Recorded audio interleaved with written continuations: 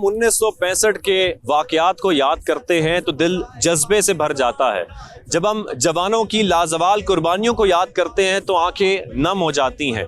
इसके साथ साथ हमारा ईमान, हमारा यकीन ताज़ा हो जाता है। हमारी 22 करोड़ अवाम हमारी तमाम आर्म फोर्सेस पर आंखें बंद कर कर यकीन रखते हैं, भरोसा करते हैं और ये यकीन भी रखते हैं कि हमारा दिफा मजबूत हाथों में है। आज हम एक ऑपरेशनल बेस पर मौजूद हैं और आज मैं पूरी कोशिश करूंगा यौम दिफा के मौके पर कि आपकी जवानों से मुलाकात भी करवाएं और ख़ास तौर पर वो तमाम क्रू मेंबर्स जो मेहनत करते हैं, ख़ास तौर पर इसलिए कि इस मुल्क का दिफा नाकाबिल तस्खीर हो, उनसे भी मुलाकात करवाएं। वो कितनी मेहनत करते हैं, उनके पीछे ख़वातीन भी हैं, यहाँ पर मर्द हजरात भी हैं, इंजीनियर्स भी हैं, बहुत सारे डिपार्टमेंट्स हैं जिनकी सपोर्ट होती है, टीम वर्क होता है और उसके बाद हम देखते हैं कि उनकी बेहतरीन कारकर्दगी हमारे सामने आती है।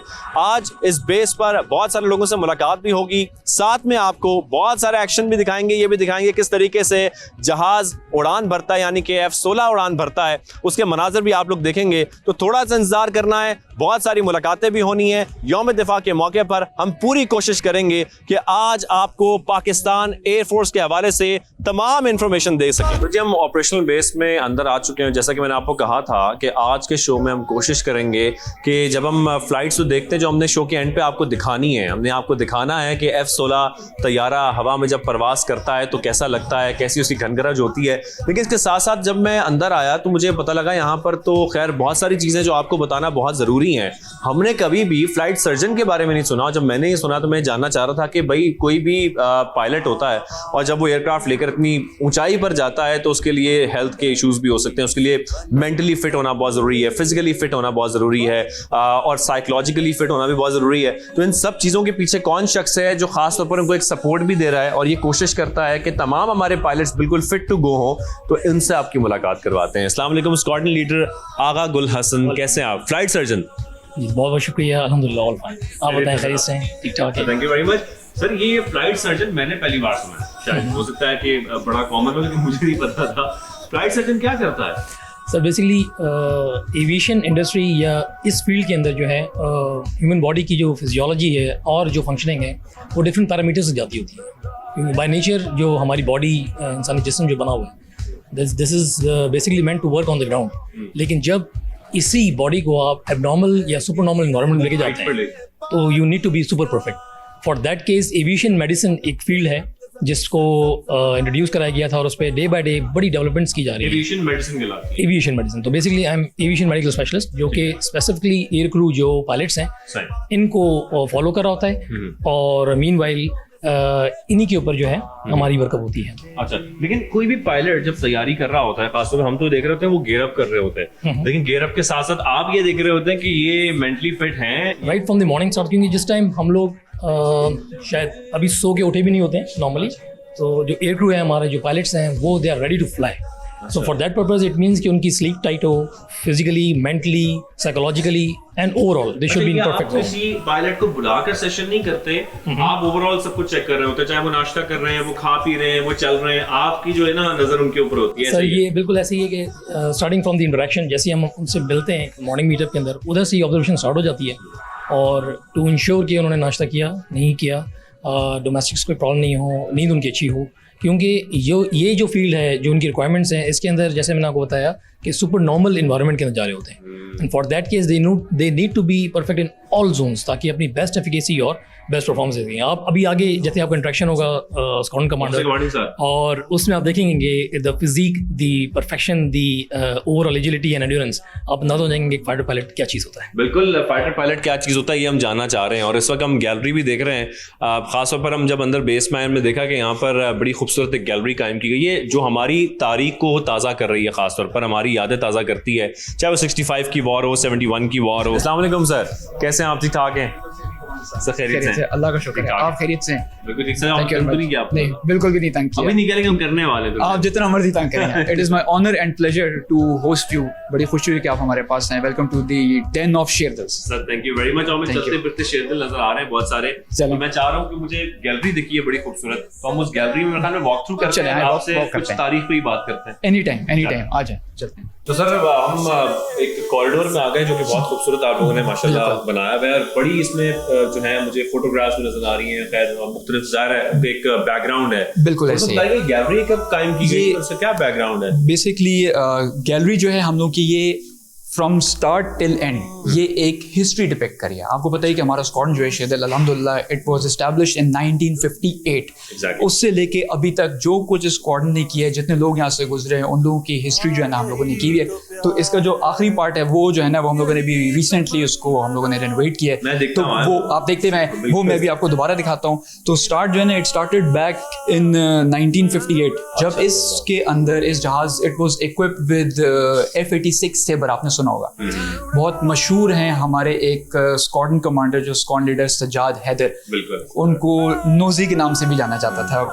तो उनका प्राइमरीली ये स्क्वाड्रन उस टाइम पे था जब 1965 की जब वॉर डिक्लेयर हुई थी। तो it was a war which was undeclared और उसमें आपको पता ही है कि अगर मैं हिस्ट्री की बात करूँ तो ब्रीच ऑफ या compromise of international borders of Pakistan air space हुआ था बाय द इंडियंस, जो हम लोगों को पता है। तो उसमें हमारे जो एक मशहूर ज़माना किस्म की एक स्ट्राइक हुई थी जो कि हुई थी वाघा बॉर्डर पे, ठीक है। जिसके बाद उसकी अगर मैं आपको सिनेरियो बताऊं तो अभी आप चलते हैं, मैं आपको ना उसकी एक तस्वीर, बड़ी खूबसूरत तस्वीर है, पहले मैं आपको वो दिखाना चाहता हूँ, फिर उसका मैं आपको एक प्रियम्बल देता हूँ कि 1958 से लेके जब तक ये जहाज जो है इस स्क्वाड्रन में ला, तो मेन जो सिग्निफिकेंट मोस्ट कंट्रीब्यूशंस है वो उस टाइम फ्रेम की हैं। अच्छा, बिल्कुल। वो जो चंद इनिशियल ईयर्स थे जिसमें F-86 था, उसी से हम लोगों ने 1965 की वॉर की है, उसी से हमने 1971 की है और अल्हम्दुलिल्लाह हम सुरखरू हुए हैं हर किस्म से। जो उन्होंने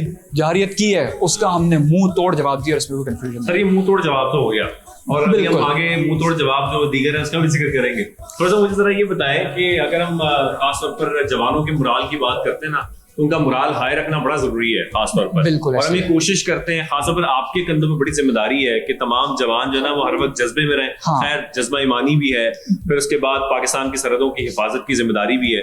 तो ऐसे में आप उनका मुराल हाई कैसे रखते हैं और अपनी मोटिवेशन भी जबरदस्त कैसे रखते हैं? अच्छा, जहां तक आपने मोटिवेशन की बात की है, ठीक है, आपने खुद ही बीच में बोल भी दिया, मैं आपको बताऊं बड़ा क्लियर है कि अगर आपको क्लैरिटी है कि मेरा नेशनल कॉज क्या है और मेरा दीन क्या है, तो मैं आपको सच बताऊं मुझे मोटिवेशन और मोरल हाई करने के लिए ज्यादा मेहनत करने की जरूरत नहीं पड़ती। अपने मकासद हमने सिर्फ सामने खड़े होने अल्लाह अकबर कहना है और उसके बाद मोटिवेशन का कोई लेवल नहीं है हम लोगों का। जो दूसरा पॉइंट आपने रेज किया है वो उसके ऊपर मैं ज्यादा डेलिब्रेट करना चाहूंगा, क्योंकि वो है कि हमारी प्रिपरेशन और हमारी ट्रेनिंग और मेरी रिस्पॉन्सिबिलिटीज। तो रिस्पॉन्सिबिलिटीज में मैं बड़ा क्लियर हूँ अल्हम्दुलिल्लाह कि इस जो हमारे पास we are equipped with F-16 aircraft, इसकी दो चीजें, एक इसकी कॉस्ट है, दूसरा इसका कॉज है। जो कॉस्ट है वो बहुत हाई है, it's we are speaking millions of dollars, और कॉज ठीक है, और जो कॉज है वो नेशनल लेवल का कॉज है, ठीक है। अब ये दो चीजें जस्टिफाई करने के लिए हमारा एक रिगरस ट्रेनिंग साइकिल है जिससे गुजरना है। अब इसके अंदर ट्रेनिंग आती है पायलट्स की, हमारे पास बहुत ही low experience very young fighter pilot जो है हमारे पास आते हैं, उनको हम ग्रूम करते हैं, उनको ट्रेन करते हैं और उनको ऑपरेशनल लेवल तक। आपसे हम बात भी कर रहे थे ना इससे पहले भी कि ये कई मराहिल हैं, ऐसा नहीं है कि F-16 तक पायलट को ट्रेनिंग दी और वो F-16 में बैठ गया। कई जहाजों से गुजरते हैं, बहुत सारे तरबियत के ऐसे तैयारे हैं जिनसे गुजारा जाता है, उसके बाद वो F-16 तक पहुंचते हैं।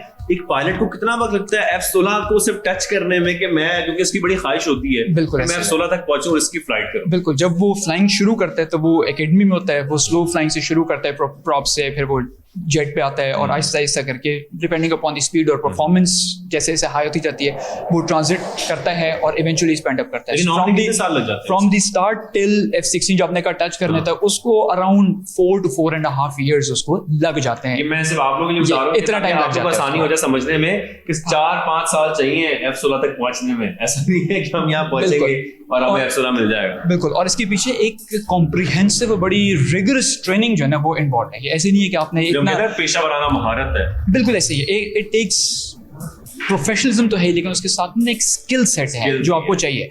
ये मशीन जो वैसे मैंने जिक्र किया है कि मिलियंस ऑफ डॉलर्स की है, इसका एक काम है उस पायलट को जिसने उस कॉज को पूरा करना है उसको ट्रेन करना है। चीजें इतनी तेज हो रही हैं एयर में, और मेरे ख्याल में यही चीज हमारी पाकिस्तान एयरफोर्स को बहुत मजबूत बनाती है। बहुत क्योंकि देखिए एयरक्राफ्ट तो पूरी दुनिया में तमाम ममालिक के पास है, बिल्कुल आपने सही लेकिन पाकिस्तान एयरफोर्स टॉप की क्यों है? क्योंकि उनके पायलट्स हैं वो महारत रखते हैं। बिल्कुल, the only thing that we do not compromise is training standard। Sir ये गैलरी बड़ी खूबसूरत बनाई है आपने, जरा थैंक यू वेरी मच। बिल्कुल, ट्रेनिंग गैलरी, ये जो हमारी गैलरी है इसमें बेसिकली ये जो है ना हमने एक अपना शौदा कॉर्नर बनाया है।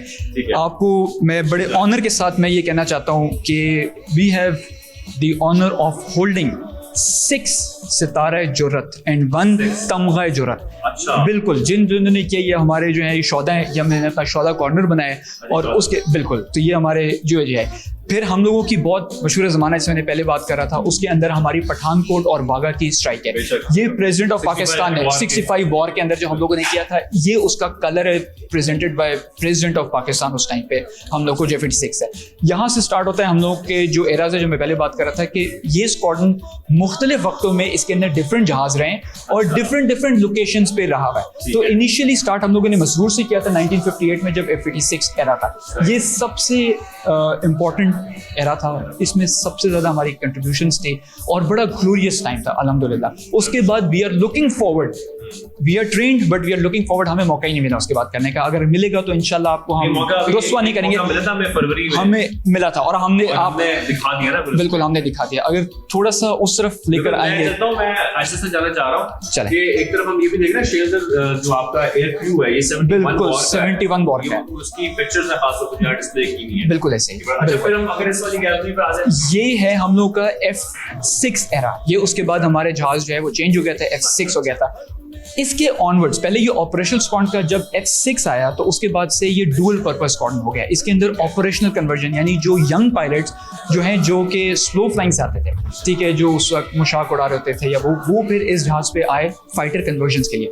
तो डुअल पर्पस था, ऑपरेशंस भी करते थे और ट्रेनिंग भी करवाते थे, ठीक है। ये बिल्कुल ये वाला है। उसके बाद जो है ये हम लोग का एक लिथियो टाइप हम लोगों ने बनाया, आपने मेंशन भी किया है 65 और में किल्स 14 एयरक्राफ्ट। बिल्कुल अल्हम्दुलिल्लाह ये लिखा हुआ है 71 tanks, 140 vehicles, 18 guns।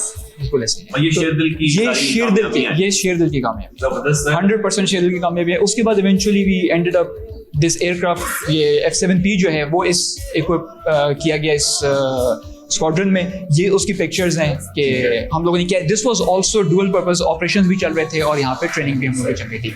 This is the latest era जो अभी रिसेंटली हम लोगों ने इसमें इक्विप किया है F-16 के साथ, जो आप इंशाल्लाह भी विजिट भी करेंगे और हम आपको इसका इंशाल्लाह टेक ऑफ भी दिखाएंगे। तो ये है जो अभी तक टिल डेट हम लोगों ने किया। ऑलरेडी एक्साइटेड कर दिया होगा कि आपको टेक ऑफ दिखाएंगे F-16 इंशाल्लाह। आपको दिखाएंगे पायलट्स किस तरीके से टेक ऑफ करते हैं और उसमें एक F-16 नहीं होगा, मेरे ख्याल में 4 F-16 होंगे, 4 तो मिनिमम आपको दिखाएंगे इंशाल्लाह। ये पेंटिंग्स है बहुत खूबसूरत है। पठानकोट स्ट्राइक 1965, ये पठानकोट स्ट्राइक जो है ये बेसिकली पठानकोट स्ट्राइक, और अगर आप यहाँ देखें तो ये क्लोज सपोर्ट का एक मिशन किया हम लोगों ने वाघा बॉर्डर पे। ये दो हम लोगों ने एक्चुअली ये एक ही दिन पे हुए हैं।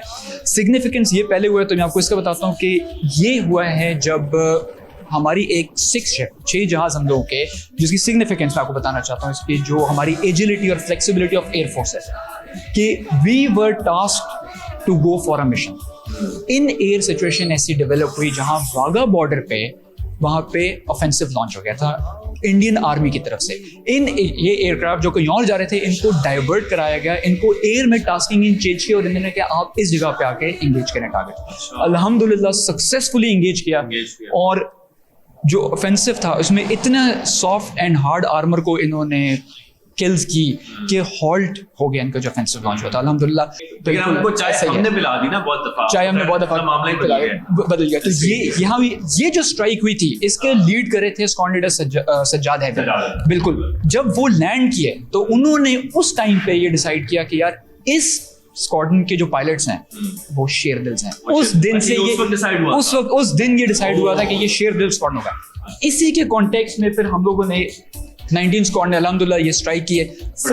बिल्कुल इसमें ग्राउंड हुए हुए थे, हमने उनको फर्दर ग्राउंड कर दिया था, हमने बिल्कुल डिसेबल कर दिया था इन जहाज़ों को और ये टेक ऑफ नहीं कर सके। बिल्कुल 1965 अल्हम्दुलिल्लाह पर इसीलिए एक यादगार दिन भी है और हमारी कामयाबी का दिन भी है, काबिल फख्र दिन भी है और उसकी याद हम ताज़ा कर रहे हैं। सर के साथ मौजूद है विंग कमांडर, तो हम इनके साथ हमने आपको गैलरी तो सारी दिखा दी है, लेकिन दिखाना और भी बहुत कुछ बाकी है। ये तो कुछ फोटोज हैं गैलरी में, कुछ पेंटिंग्स हैं जो कुछ तारीख की यादें ताज़ा कर रही है, लेकिन इसके साथ साथ कुछ एक्शन भी दिखाना है। आपको ये भी दिखाना है कि पायलट्स की तैयारी कितनी होती है, गियर अप कैसे करते हैं, जब रनवे पर जाना होता है तो उनकी तैयारी कैसी होती है, फिर जब जहाज में बैठना है और बैठने के बाद मिशन पर जाना है तो उस वक्त उनकी जो गियर अप की पूरी सेटिंग होती है वो कैसी होती है, सब कुछ आपको दिखाते हैं।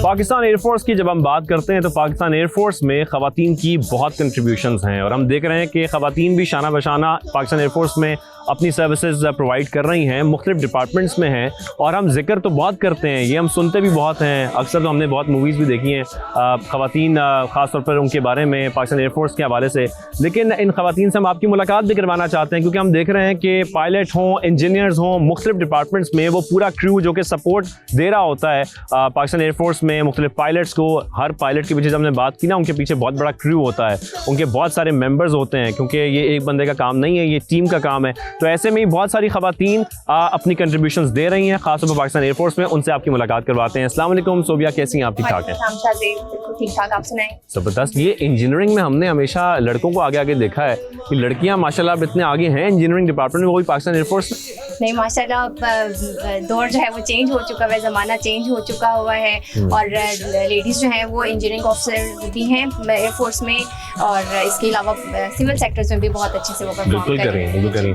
अच्छा, थोड़ी सी अगर हम ये बात करें, होता है थोड़ा बहुत कि ख़वातीन को थोड़ा रिलक्टेंट होते हैं पेरेंट्स के, नहीं यार पाकिस्तान एयरफोर्स में, पाकिस्तान क्या वो किसी भी एयरफोर्स में फोर्सेस में जा रही होती है, उनको रोक रहे होते हैं। आपको रोका था? फुल सपोर्ट थी कि जाएं पाकिस्तान एयरफोर्स में सर्व करें? नहीं, ऐसा बिल्कुल नहीं है। मेरे मदर और फादर ने मुझे बल्कि they motivated me to join Pakistan air force. एक अबू का ख्वाब भी था कि उनका कोई ना कोई बच्चा ज़रूर किसी डिफेंस फोर्स में ज्वाइन करे, तो मुझे फुल सपोर्ट थी मेरे पेरेंट्स की कि मैं किसी डिफेंस फोर्स को ज्वाइन करूँ। ज़बरदस्त। Then the dream came true when I joined Pakistan air force as engineer officer. अच्छा, इसके साथ साथ जब हम देखते हैं ना किसी पायलट को, हम समझते हैं बस एक पायलट है, उसके पास एक जहाज़ है और वो फ्लाई कर रहा है और मिशन पर जा रहा है, उसके पीछे कितना क्रू है, कितने इंजीनियर्स हैं, कितना मेंटेनिंग स्टाफ है, इसके बारे में किसी को नहीं पता होता। ज़रा आज बताएं। Basically Pakistan air force is all about team work. Without efforts of everyone, you cannot make an aircraft flyworthy. उस एयरक्राफ्ट को फ्लाईवर्दी करने के लिए, उस ऑपरेशन, उस टारगेट को अचीव करने के लिए एक पूरा क्रू है जो उसके बैक एंड पे काम कर रहा है। मेंटेनेंस अगर आपकी कंप्लीट नहीं हो रही तो you can not take that aircraft into the air. और उसके ATC, medical, every branch is equally supporting them at the back end. Air defence, आपका एयर डिफेंस जब तक ग्राउंड बेस्ड आपका नहीं, आपने बिल्कुल सही कहा, ये टीम वर्क है, टीम वर्क के बगैर ये पॉसिबल ही नहीं है। Team work is all what is PDF is all about. ठीक है। अब सोबिया, पहली बार जब यूनिफॉर्म पहना था पाकिस्तान एयरफोर्स का, क्या फीलिंग्स थी, क्या जज्बा था? वो कहते हैं ना खून बढ़ जाता है, तो कुछ ऐसे ही था। मेरा जितना खून था वो कोई 1-2 किलो उससे ज्यादा बढ़ गया था। तो आप कह रही मेरा 1-2 किलो खून था? नहीं, 1-2 किलो ज्यादा बढ़ गया था।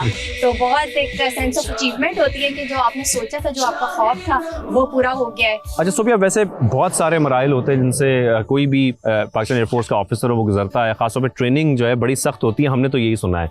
आपकी ट्रेनिंग कितनी सख्त थी? कोई ऐसा वाकया जो आज आप शेयर करना चाहती हैं खासतौर पर?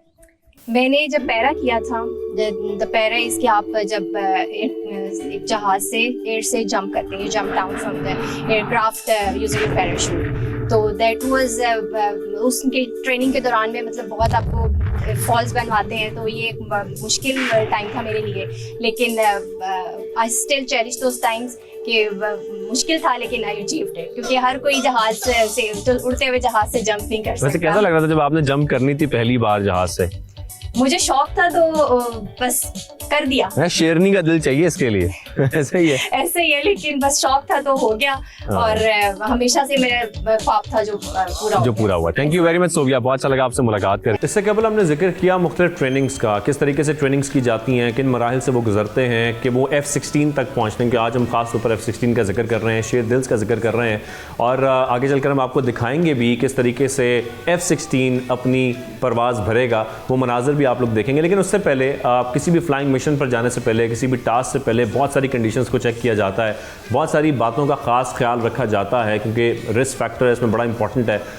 इन तमाम परफेक्शन के पीछे हमारे साथ आज ग्रुप कैप्टन मौजूद है कमर अली शाह साहब। उनसे हम जानने की कोशिश करेंगे जो डेली बेसिस पर टास्क दिए जाते हैं पायलट्स को, वो किन बुनियादों पर दिए जाते हैं। अस्सलाम वालेकुम, कैसे हैं आप? ठीक ठाक? अल्लाह का शुक्र, बिल्कुल ठीक। Sir thank you very much for your time. Allah का शुक्र। सर हम जिक्र हो रहा था बार बार के डेली बेसिस पे पायलट्स फ्लाई करते हैं, एक तो इसमें किस तरीके से शेड्यूल किया जाता है इसको, और तमाम पायलट्स डेली फ्लाई करते हैं?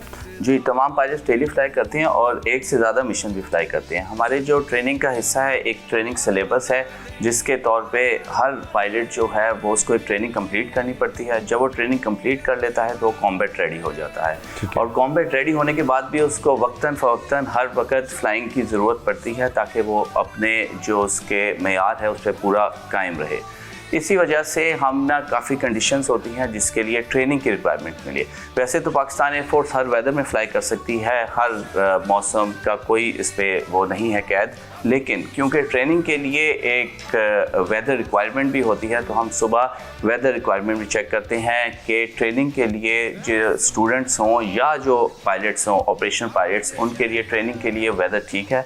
उसके लिए हमारे पास एक मेट डिपार्टमेंट है यहाँ पे, जो कि हमें सुबह ब्रीफिंग देता है कि किस तरह का वेदर है, बादल कैसे होंगे और हवा कैसी चल रही है। उस सब कुछ उन कंडीशंस को देखते हुए हम जो है वो फ्लाइंग एग्जीक्यूट करते हैं। सर इसके साथ साथ पीस टाइम हो या वॉर टाइम हो, इसमें बड़ा डिफरेंस है फ्लाइंग में भी, मिशंस में भी, जितना मैं जानता हूँ। अब काइंडली इसमें रहनुमाई फरमाइएगा कि किस तरीके से मिशंस दिए जाते हैं, क्योंकि वॉर टाइम में कॉम्बैट में तो बड़ी डिफ़िकल्ट सिचुएशन होती है, और पीस टाइम में उनकी ट्रेनिंग्स क्या वैसी ही होती हैं जैसी वॉर टाइम में होती हैं? जी बिल्कुल, हमारे असल में जो पीस टाइम की ट्रेनिंग है it is exactly on the same lines of the war, ताकि हमें ये ना हो कि वॉर में हमें कुछ जी बिल्कुल प्रिपेयर्ड हों और ऐसा भी ना लगे कि हम जंग में हैं, क्योंकि हम अपने इमोशंस को अपने ऊपर तारी नहीं होने देते। तो हमारी ट्रेनिंग इतनी स्ट्रॉन्ग होती है और इतनी परफेक्ट होती है कि जब हम वॉर में जाएं तो हमें ये पता ना लगे कि हम पीस टाइम में हैं या वॉर टाइम में। सिर्फ ये हो कि क्योंकि हम पीस टाइम में डमी मिसाइल्स और डमी बॉम्ब्स के साथ फ्लाई कर रहे होते हैं, लेकिन हम वॉर में लाइव मिसाइल्स के साथ फ्लाई कर रहे होते हैं। तो उस डिफरेंस के अलावा बाकी ट्रेनिंग, जहाज़ उड़ाना और हर चीज़ जो उस मिशन से रिलेटेड है, it is on the same lines as per war. अब सर आपके अंडर जो स्क्वाड्रन्स हैं उसमें एक तो कौन से एयरक्राफ्ट ज़्यादा इस्तेमाल होने, सिर्फ F-16 ही है, और अगर F-16 है तो F-16 का ख़ास किन बातों का ख्याल रखा जाता है? हमने F-16 के बारे में बहुत सारी बातें सुनी हैं और बड़ा मशहूर एयरक्राफ्ट भी है, ये क्या ख़ास बात है F-16 में? F-16 एक फ्लाई बाय वायर एयरक्राफ्ट है, इट्स मल्टी रोल एयरक्राफ्ट, हर चीज़ से कर सकता है एक ही मिशन में। आमतौर पे जनरली एयर टू एयर या एयर टू ग्राउंड मिशंस होते हैं, लेकिन मल्टी रोल एयरक्राफ्ट वो होता है जो कि एक ही मिशन में एयर टू एयर और एयर टू ग्राउंड दोनों रोल्स परफॉर्म कर सकता है। यानी कि उसमें एयर टू ग्राउंड बॉम्ब्स भी लगे होते हैं, एयर टू एयर मिसाइल्स भी लगे होते हैं, और उसका वेपन लोड इस तरह का होता है कि वो हर तरह का मिशन एग्जीक्यूट कर सकता है, हर तरह के मिशन एग्जीक्यूट कर सकते हैं। सर इसके साथ साथ मुख्तलिफ पायलट से भी हमारी मुलाकात हुई। पायलट की बड़ी सख्त ट्रेनिंग है जिसके बाद वो F-16 तक पहुंचते हैं। इसके साथ साथ हम देख रहे हैं कि एयरफोर्स ना सिर्फ वॉर टाइम के लिए प्रिपेयर्ड होती है, मुख्तलिफ हम जगहों पर देखते हैं कि पाकिस्तान एयरफोर्स परफॉर्म कर रही होती है या अपनी कंट्रीब्यूशन उनकी नज़र आती हैं हमें, चाहे वो फ्लड रिलीफ हो या कोई और मिशन हो, उसके लिए भी ख़ास अलग से कोई ट्रेनिंग दी जाती है? जी, उसके लिए ख़ास अलग से ट्रेनिंग है। उसके लिए फ़ाइटर्स जनरली इस्तेमाल नहीं होते, लेकिन इम्पॉर्टेंट बात यह है कि बाकी जो एयरक्राफ्ट हैं जिस तरह हेलीकॉप्टर्स और वो हैं, वो उस फ्लड रिलीफ ऑपरेशंस में इस्तेमाल होते हैं। और एट द एंड हम सब पाकिस्तान के लिए काम कर रहे हैं, तो पाकिस्तान को अगर कोई प्रॉब्लम हो या कोई डिज़ास्टर इस तरह का हो तो हम हर वक्त रेडी हैं उसके लिए। सर, पायलट्स का मोराल हाई रखना बड़ा ज़रूरी है, और ख़ास तौर पर जब आप कोशिश करते हैं, उनसे मुलाकात होती है, उनको चेयर अप करना ही बड़ा ज़रूरी है। लेकिन ज़ाहिर है जो तमाम रूल्स एंड रेगुलेशंस हैं उनको फॉलो तो कराना है आपने पायलट्स को। किस तरीके से मोराल हाई रखते हैं पायलट्स का? मोराल हाई रखने के लिए हमारे पास ये है कि जो ब्रीफिंग रूम होता है, हमारे यहाँ एक टर्म इस्तेमाल होती है कि inside the briefing room and outside the briefing room. तो इनसाइड द ब्रीफिंग रूम का मतलब ये है कि उसमें ट्रेनिंग पे फोकस होता है, सीरियस माहौल होता है। और उसके बाद आउटसाइड द ब्रीफिंग रूम यानी क्रू रूम में जो है वो नॉर्मल टॉक होती है, नॉर्मल बातचीत होती है, तो उससे जो है स्ट्रेस लेवल जो है वो भी कम होता है। मोर ओवर मोराल हाई रखने के लिए और उसका स्ट्रेस लेवल देखने के लिए हमारे पास फ्लाइट सर्जन्स भी होते हैं जो हमारी मुलाकात जी, जो कि उनको देखते हैं, मॉनिटर करते हैं किसी का कोई प्रॉब्लम हो। और हम इस बात का ख़ास ख्याल रखते हैं क्योंकि flying is a difficult business, तो कि अगर उसकी तबीयत ठीक नहीं, फिजिकली अगर तबीयत ठीक है लेकिन मेंटली वो किसी बात से प्री ऑक्यूपाइड है, तो उसको फ्लाइंग पे ना, यानी कि साइकोलॉजिकली फिट रखना भी बहुत ज़रूरी है। जी बिल्कुल। टाइम बहुत कम है, यानी कि विद इन सेकेंड्स आपने डिसीजन लेना होता है लाइफ एंड डेथ का। अगर आपने गलत डिसीजन ले लिया तो you have to be mentally and physically fully fit उस काम को करने की। फिर भी सर डांटते तो होंगे आप अपने जवानों को? जी जी, डांटने का मैंने कहा है ना, इनसाइड द ब्रीफिंग रूम जो है वो डांट तो। ये आउटसाइड द ब्रीफिंग रूम क्या होता है, जरा सा इसके बारे में बताएं। आउटसाइड द ब्रीफिंग का मतलब है जो फ्लाइंग रिलेटेड, यानी इनसाइड द ब्रीफिंग रूम का होता है ब्रीफिंग हो रही है उसके, क्योंकि वो तो बड़ा एक सीरियस मैटर है, उसमें आप कोई वो नहीं कर सकते। उसके बाद फ्लाइंग में भी जो फ्लाइंग मिशन हो रहा है उसके ऊपर भी कोई इस तरह का फोकस चेंज नहीं होता और फोकस कम नहीं होता। लेकिन आउटसाइड द ब्रीफिंग रूम यानी कि मिशन हो गया, डीब्रीफ हो गई, तो उसके बाद इट्स लाइक नॉर्मल के गपशप जिस तरह लग रही होती है उस तरह गपशप होती है, तो उसमें स्ट्रेस कम। सर, डिफेंस डे पे कोई ख़ास पैगाम देना चाहते हैं, कुछ कहना चाहते हैं? डिफेंस डे में मैं ये कहना चाहता हूँ कि जिस तरह हमने पिछले वक्त में भी और हमेशा पाकिस्तान के लिए, पाकिस्तान के एरियल डिफेंस के लिए हमने हर वक्त काम किया, तो अभी भी हम तैयार हैं। और अगर दुश्मन कभी भी मेरी नज़र से हमें देखेगा तो उसका वही अंजाम होगा जो 2019 में उसके साथ, जो माजी में होता है। जी जी, और कई बार होता है। जी जी, थैंक यू वेरी मच कमर साहब, बहुत शुक्रिया आपने ज्वाइन किया, बड़ा अच्छा लगा आपसे मुलाकात। Thank you, so nice of you.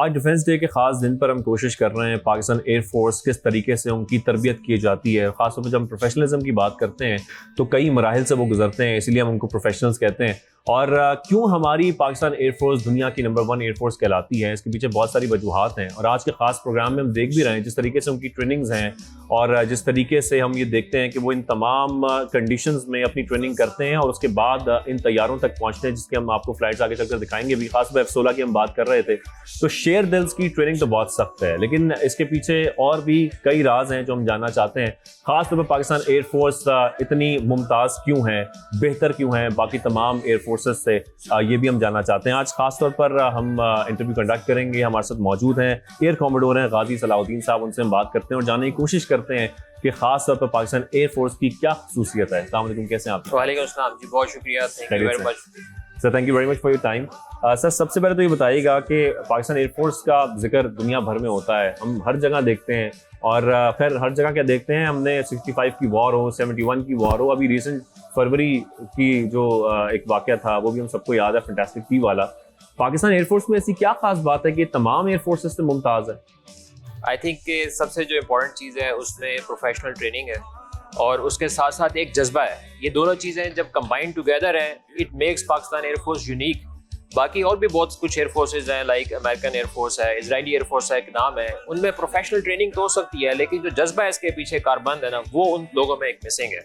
आपने जिक्र किया 65 वॉर का, 71 का, स्विफ्ट रिटॉर्ट का, बट मैं अपनी कौम को ये भी बताना चाहता हूँ कि पाकिस्तान एयरफोर्स में सिर्फ पाकिस्तान में नहीं बल्कि पाकिस्तान से बाहर भी बहुत नाम कमाया है। अरब इसराइल वॉर बहुत सारे लोगों को याद है। उसमें जो इजरायली एयरफोर्स है वो एक्नॉलेज करती है पाकिस्तान एयरफोर्स के पायलट्स को, और वो ये मानते हैं कि जब हवा में उनको पाकिस्तान एयरफोर्स के किसी पायलट से टकरा होता था और जिस तरह से पाकिस्तान एयरफोर्स के पायलट्स ने उनको शूट डाउन किया, तो दैट इज द रीजन जिसकी वजह से पूरी दुनिया में पाकिस्तान एयरफोर्स का एक नाम है, प्रोफेशनल ट्रेनिंग और एक जज्बे की वजह से। सर क्योंकि हम कहते हैं ना कि जब गाड़ी की बात करते हैं, गाड़ी जैसी मर्जी हो, जो उसमें ड्राइवर बैठा है बड़ा मैटर करता है, ऐसी पायलट बड़ा मैटर करता है कि पायलट का प्रोफेशनलिज्म कितना है, उसकी ट्रेनिंग कैसी है, उसके स्किल्स कैसे हैं।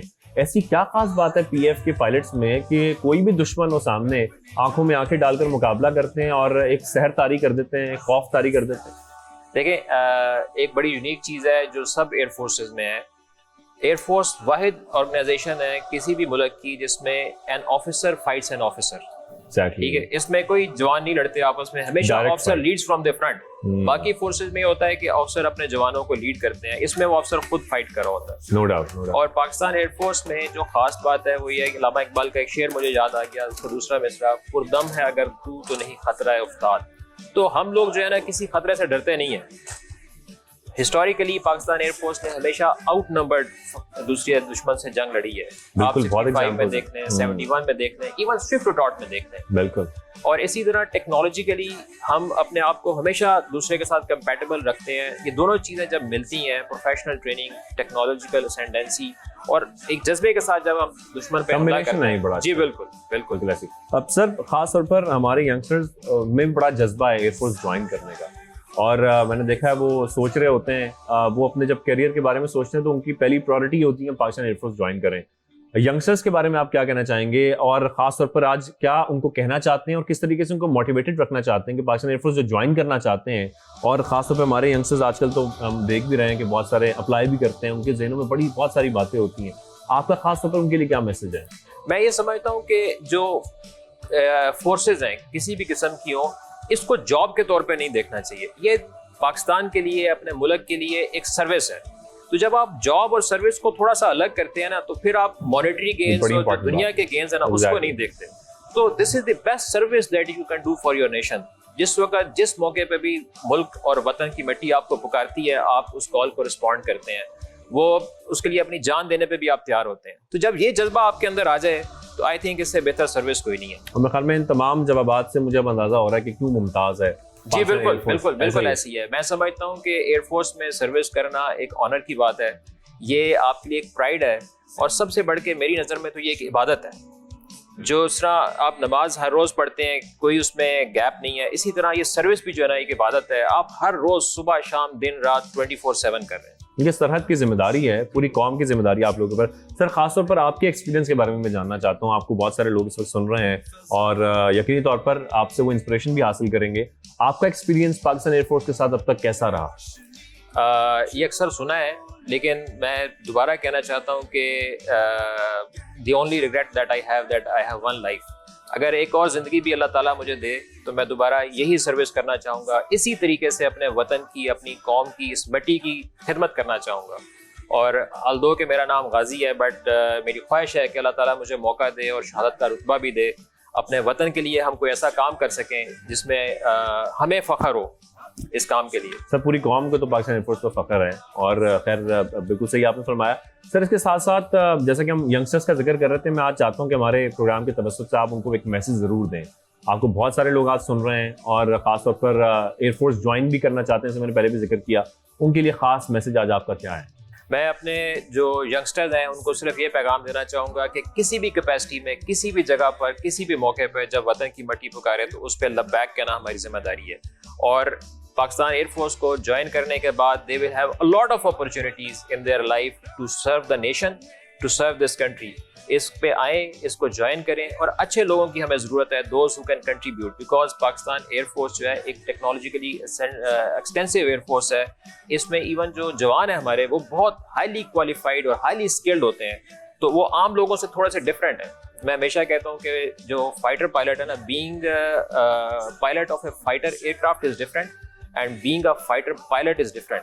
तो जब वो आके ज्वाइन करेंगे only then they can understand this difference. Sir thank you very much, बहुत so much for your time. बहुत अच्छा लगा आपसे मुलाकात करके। बहुत शुक्रिया। और सर से बातें हो गई हैं बहुत सारी, और मेरे ख्याल में जैसे कि हम प्रोग्राम के शुरू में ये जिक्र भी कर रहे थे, क्योंकि आपको हमने एक्टिविटीज़ भी दिखानी है, और जब ये सारा जिक्र हो चुका है F-16 के बारे में, शेर दिल्स के बारे में, तो मेरे ख्याल में अब हमें चलना चाहिए और कुछ और चीज़ें हैं जो आपको दिखानी है। उसके साथ साथ आपको रनवे पे जाकर ये भी दिखाना है कि शेर दिल जब हवा में उड़ान भरते हैं तो किस तरीके से भरते हैं, और उसके साथ साथ उनके पीछे कितना बड़ा क्रू है जिनकी उनको सपोर्ट हासिल होती है, उनकी कितनी कंट्रीब्यूशंस होती हैं, उनकी कितनी मेहनत होती है। क्योंकि हम एक फाइटर पायलट को देख रहे होते हैं, लेकिन वो अकेला नहीं होता, उसके पीछे भी पूरी पाकिस्तान एयरफोर्स का एक क्रू होता है जो खड़ा होता है। तो ये सब कुछ भी आपको दिखाना है थोड़े से वक्फे के बाद।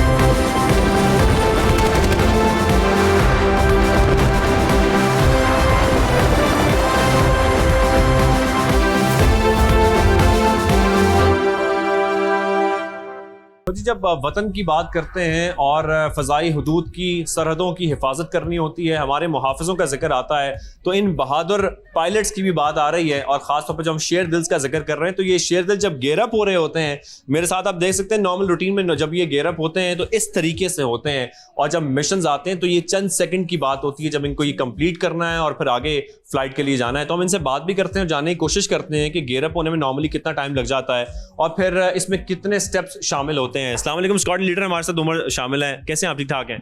वालेकुम सलाम, बिल्कुल ठीक ठाक। सर मुझे लग रहा है बड़ी जल्दी में यकीनी तौर पर होंगे, क्योंकि ज़ाहिर है आप लोग एक रूटीन की उस पर जा रहे हैं मिशन पे। सर मुझे बताइएगा वैसे नॉर्मली गेयरअप में क्या कुछ शामिल होता है?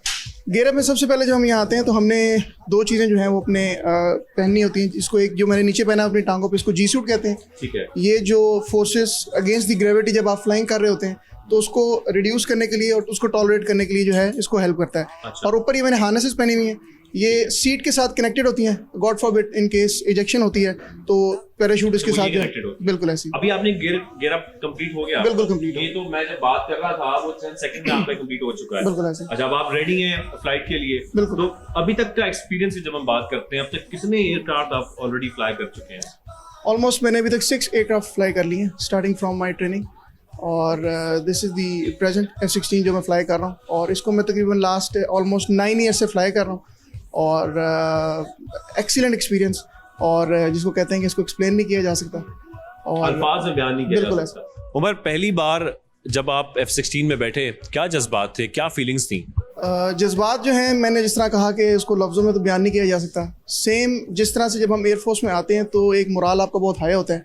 स्पेसिफिकली अगर मैं फ्लाइंग की बात करूं तो हर पायलट जो पाकिस्तान एयरफोर्स को ज्वाइन करता है उसका कहीं ना कहीं एक ख्वाब होता है कि वो एक दिन इस F-16 को ज़रूर फ्लाई करे।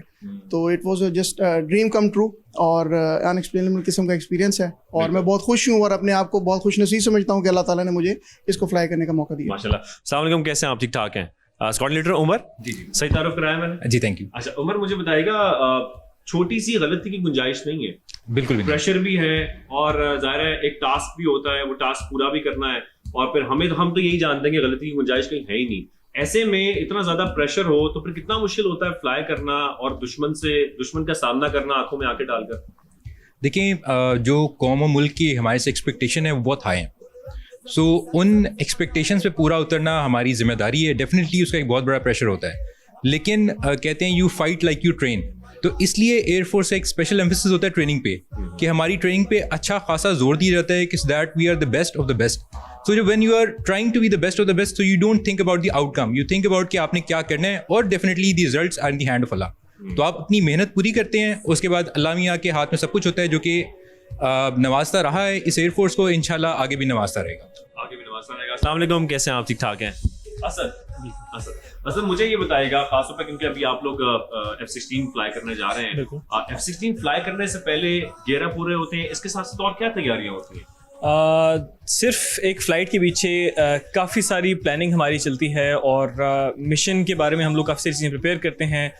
उसका एक मिशन प्लानिंग साइकिल, बिल्कुल वेदर कंडीशंस देखते हैं। एक नॉर्मल रूटीन के अंदर पिछले दिन हमारा शेड्यूल फाइनलाइज होता है, सब्सिक्वेंटली हम लोग उसको मिशन को प्लान करते हैं, ब्रीफिंग तैयार करते हैं। अगले दिन मॉर्निंग में हमारी ब्रीफ्स होती हैं जिसमें वेदर ब्रीफ्स, एयरफील्ड की ब्रीफ्स होती हैं और सब्सिक्वेंटली हम लोग मिशन ब्रीफ्स अपनी कैरी आउट करते हैं and subsequently we go for the mission.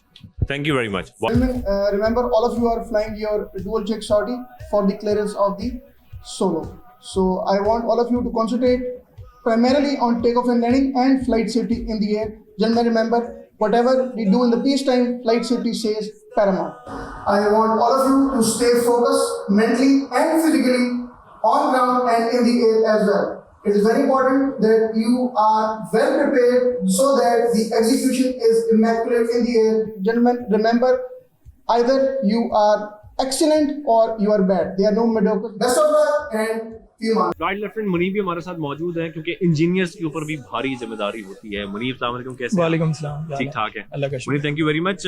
मैं देख रहा था क्योंकि अभी कुछ देर बाद जब फ्लाई करना होगा तो पायलट अपनी प्री फ्लाइट करेगा, लेकिन उससे पहले इंजीनियर्स की कितनी जिम्मेदारी होती है? पायलट की जो प्री फ्लाइट करता है उससे पहले इंजीनियर्स का ये काम होता है कि क्रू चीफ ट्रेड होता है, वो आता है जहाज़ पे और थॉरोली जहाज़ की सारे सिस्टम्स को चेक करता है। फॉर एग्जांपल एक्सटीरियर सर्फेसिस पे कोई क्रैक्स वगैरह नहीं है, जो स्विचोलॉजी पायलट को चाहिए। फॉर एग्जांपल जहाज़ को स्टार्ट करना है, उससे पहले जो स्विचोलॉजी, जो स्विच जहाँ होना चाहिए उसको उधर सेट करता है और उसके बाद जहाज़ का एक अच्छा सा राउंड लगाता है। जहाज़ के जो टायर्स हैं उनके प्रेशर्स वगैरह चेक करके इलेक्ट्रिकल, मैकेनिकल जितने भी प्रॉब्लम्स हैं वो जो जो भी इंजीनियर ऑन ड्यूटी होगा ये उसकी जिम्मेदारी है। ऐसे ही है, ठीक है। इसके साथ साथ क्योंकि ज़ाहिर है जैसे आप जिक्र कर रहे हैं कि कोई भी प्रॉब्लम आती है, कोई क्रैक्स आ जाते हैं, कुछ भी आ जाता है, तो उसके बाद जिम्मेदार तो इंजीनियर्स होते हैं। ऐसे ही है। तो इंजीनियर्स जब खासतौर पर चेकिंग कर रहे होते हैं तो जहाज़ को कितने हिस्सों में डिवाइड करते हैं, किस तरीके से चेक करते हैं उसको? जहाज़ एक्चुअली मुख्तलिफ हिस्सों में डिवाइडेड है। जैसे एयर फ्रेम है जहाज़ का, मिशनरी इक्विपमेंट है जिसमें सारी एवियोनिक्स शामिल है, जहाज़ पे जो वेपन ड्रिल लगा हुआ है वो शामिल है और जहाज़ पे जो इंजन लगा हुआ है। इसी तरह इसी स्पेशलिटीज़ में हमारे टेक्नीशियन डिपार्टमेंट डिवाइडेड है। उसी हिसाब अब जो भी जहाज़ पे एंट्री आती है यानी डिफेक्ट आता है उसको उसी हिसाब से रेक्टिफाई करते हैं और लास्ट में इंजीनियरिंग ऑफिसर की ये जिम्मेदारी होती है कि वो सारे जहाज़ को इन टोटलिटी देख ले कि उसमें कोई इशू नहीं है और उसके बाद वो एक साइन इंडोर्स करता है कि मैंने इस जहाज़ को चेक कर लिया है और इसमें कोई मसले मसाइल नहीं है। अच्छा, अक्सर हम इंजीनियर्स की ड्यूटीज़ के बारे में बात करते हैं। इंजीनियर्स की ड्यूटी नॉर्मली डेली बेसिस पे आपका चेक ये चल रहा होता है या जब फ्लाइट होगी तब चेक किया जाता है या डेली मेंटेनेंस चल रही होती है? एक्चुअली जहाज़ इतना मेंटेनेंस इंड्यूसिव तो नहीं होता, लेकिन कुछ होते हैं जो जहाज़ के वीकली चेक्स हैं, ईयरली चेक्स हैं, मुख्तलिफ सिस्टम के, कोई वीकली हैं, कोई कैलेंडरली चेक्स हैं, वो तो साथ साथ चलते रहते हैं। देखिए, आपकी बातों से मुझे ये बात समझ आ गई है कि कोई भी हो, टीम वर्क यहाँ पर इतना इंपॉर्टेंट है कि आपके बगैर कोई और नहीं चलेगा, किसी और के बगैर आप नहीं चलेंगे, सब टीम वर्क करेंगे तभी ये एयरक्राफ्ट जो है वो एयरबॉर्न होगा। ऐसा ही है, ऐसे ही, बिल्कुल वेरी मच मुनीब।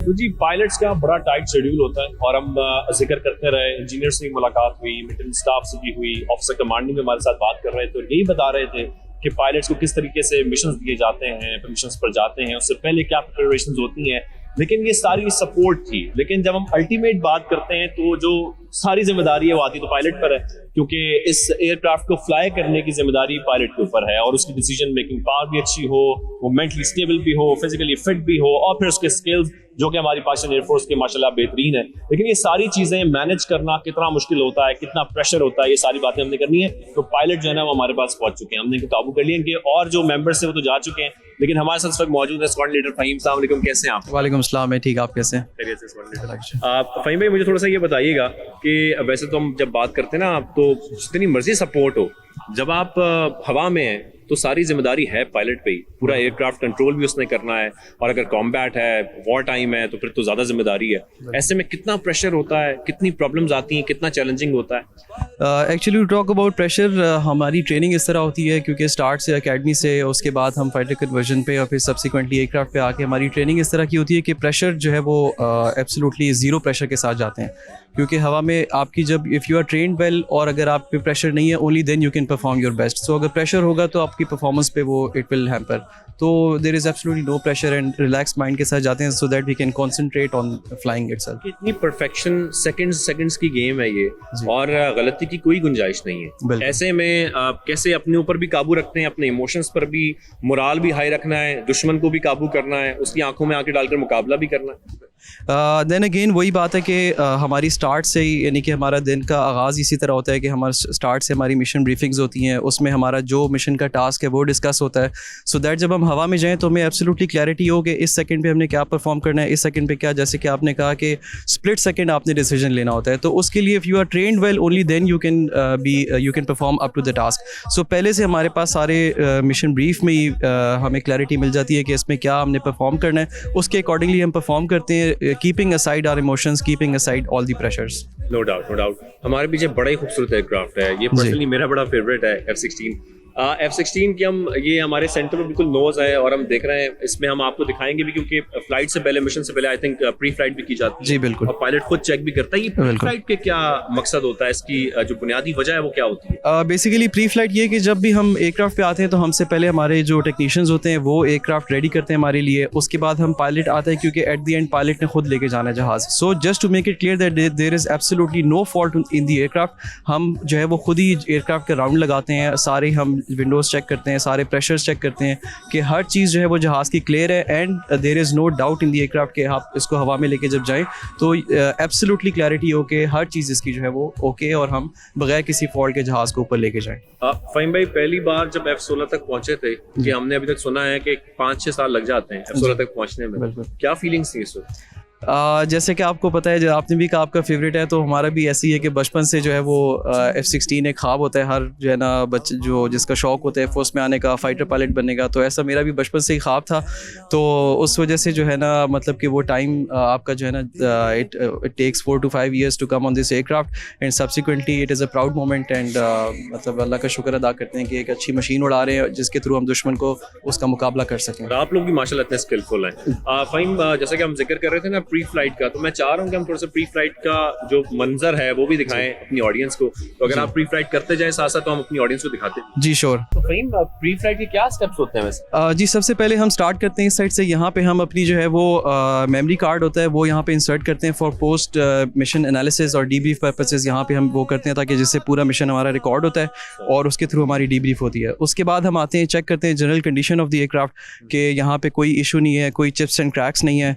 फिर हम आते हैं यहाँ से front of the aircraft nose section check करते हैं कि इधर कोई इशू नहीं है, यहाँ पे सारा चेक करते हैं। टॉर्च हमारे पास होती है, टॉर्च के थ्रू हम चेक करते हैं। उसके बाद यहाँ पे ये कुछ सेंसर्स लगे हुए हैं, प्रेशर सेंसर्स हैं, इनको चेक करते हैं कि इनमें कोई एक्यूमुलेशन नहीं है डर्ट की या किसी और कोई एफओडी नहीं है। उसके बाद आते हैं यहाँ पे, इधर हम इंजन का इनटेक चेक करते हैं टॉर्च के थ्रू, क्योंकि ये डार्कर एरिया है, इसके थ्रू हम इंजन चेक करते हैं कि इंजन के ब्लेड सारे क्लियर हैं, और यहाँ पे उसके ऊपर बाकी जितने इनटेक्स हैं जो डार्कर एरियाज हैं वो चेक करते हैं। बड़ा अवामी सवाल है, अक्सर हम सुनते हैं जहाज़ में परिंदा फंस गया। जी बिल्कुल, ये जगह देखें, ये क्लोज टू द ग्राउंड है, तो यहाँ पे कोई ज़मीन पे कोई एफओडी हो या हम जब उड़ रहे हैं तो जो परिंदा आते हैं तो वो इसके थ्रू जाके इंजन को डैमेज कर सकता है, इसे खास ख्याल रखा जाता है कि क्लियर। जी बिल्कुल। उसके बाद हम आते हैं, देखते हैं कि लाइट सारी ठीक हैं, टायर्स के देखते हैं कि टायर्स के प्रेशर्स ठीक हैं, ये अगेन प्रेशर सेंसर्स हैं जो हम चेक करते हैं। फिर आते हैं हम यहाँ पे, इसको व्हील वेल कहते हैं, यहाँ व्हील वेल में हम चेक करते हैं कि ये राइट टायर्स का जो है वो प्रेशर ठीक है, उसकी इन्फ्लेशन ठीक है।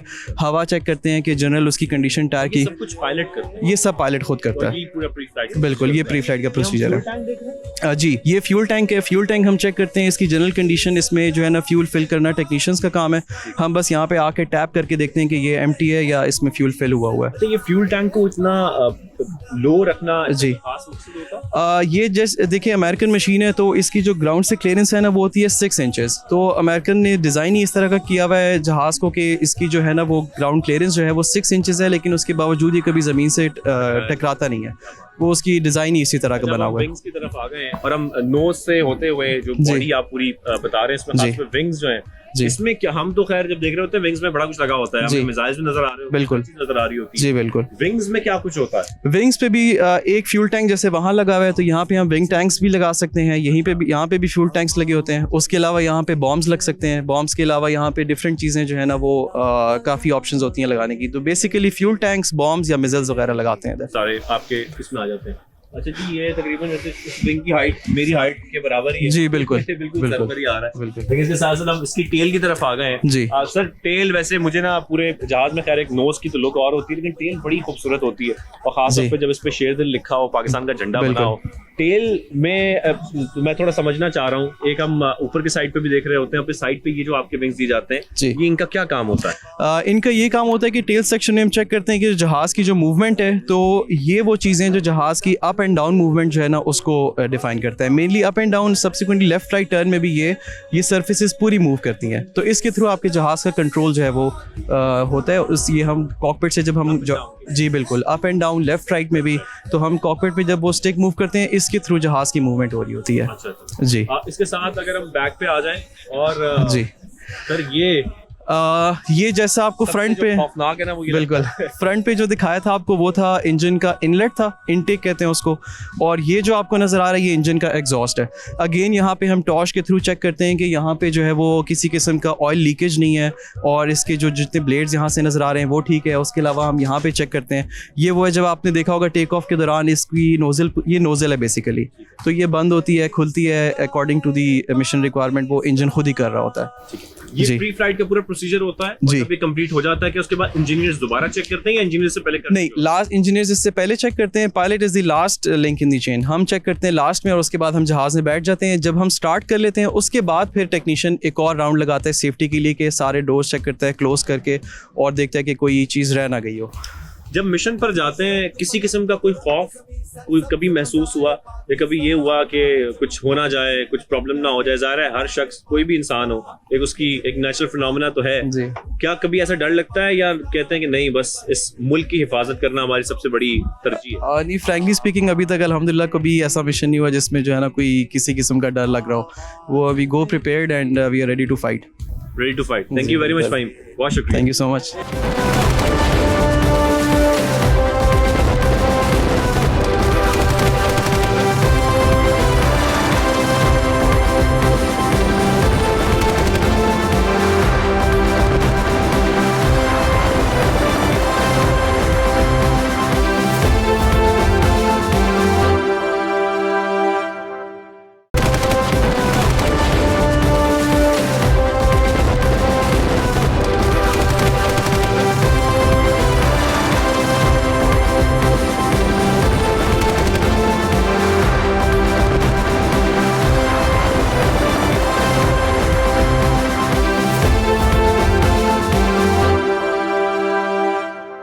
अल्लाह ताला हमारे शोहदा की शहादत को कबूल व मंजूर फरमाए।